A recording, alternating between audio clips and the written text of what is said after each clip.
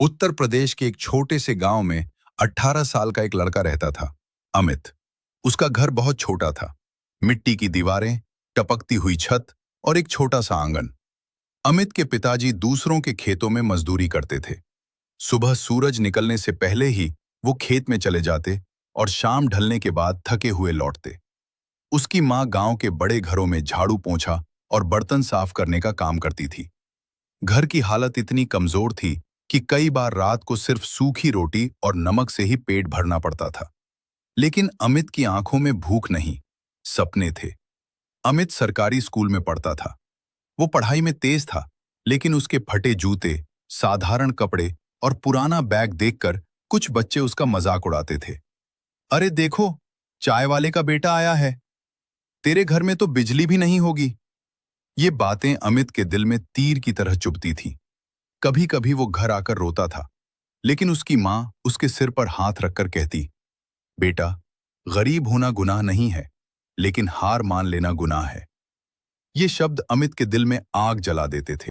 एक दिन अमित ने देखा कि बस स्टैंड पर लोग सुबह सुबह चाय पीने के लिए दूर जाते हैं। उसने सोचा, क्यों न मैं खुद चाय बनाकर बेचूं, पढ़ाई भी करूंगा और घर की मदद भी। शुरुआत में पिताजी ने मना किया, बेटा लोग क्या कहेंगे।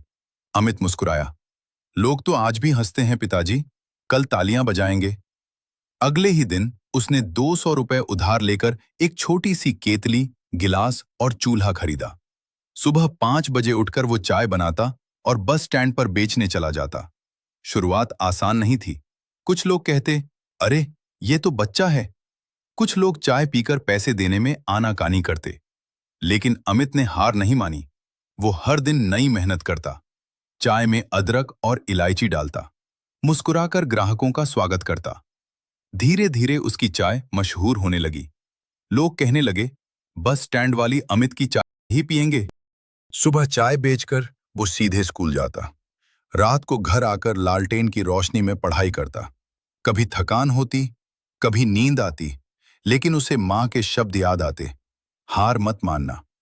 मजाक उड़ाने वाले बच्चे अब चुप हो गए थे। कुछ तो उससे चाय भी पीने लगे थे। अमित का सपना था अफसर बनना। वो चाहता था कि उसके पिताजी को खेतों में मजदूरी न करनी पड़े और माँ को दूसरों के घर काम न करना पड़े। चाय बेचने से जो भी पैसे बचते वो किताबें खरीदता। एक दिन उसके शिक्षक ने कहा, अमित, तुम में बहुत काबिलियत है।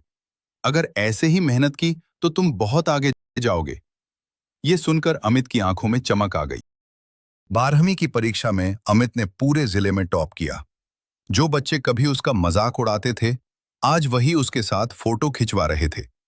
गांव में पहली बार किसी ने इतने अच्छे अंक लाए थे।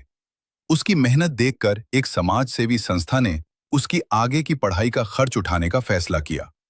अमित शहर गया, कॉलेज में दाखिला लिया और साथ में पार्ट टाइम काम भी करता रहा। सालों की मेहनत, संघर्ष और तपस्या के बाद अमित ने सरकारी प्रतियोगी परीक्षा पास कर ली। जिस दिन उसका चयन हुआ, वो सबसे पहले बस स्टैंड गया, जहां उसने पहली बार चाय बेची थी।